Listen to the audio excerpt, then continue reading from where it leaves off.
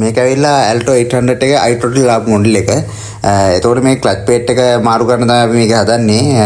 Clutch plate එක මාරු කරද්දී ප්‍රධාන වශයෙන් බලන්න ඕනේ මේක හරි පාර්ට් නම්බරයට දාලාද කියලා.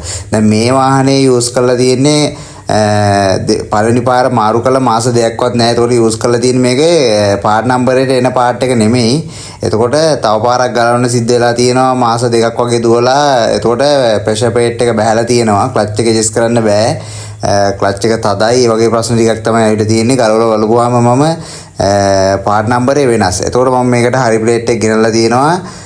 මේක අපි අර ක්ලච් ප්ලේට් එකේ ස්පින් එක හෙලවද්දි සාමාන්‍යයෙන් අයිඩල් එකේ දීදී ඩග ගාලා සද්දයක් එන්න පුළුවන්. එහෙම නැත්නම් ක්ලච් එක පාගද්දී ඒ සද්ද නැති වෙනවා නම් අනිවාර්යෙන් ඒකේ ස්පින් හෙලවෙන්න පුළුවන්. ඉතින් ඒකට අපි ඒ සද්දය ආයේ නැති වෙන්න අලුත් ප්ලේට් එකට මේ ගම් දාලා තමයි අපි හයි කරන්නේ.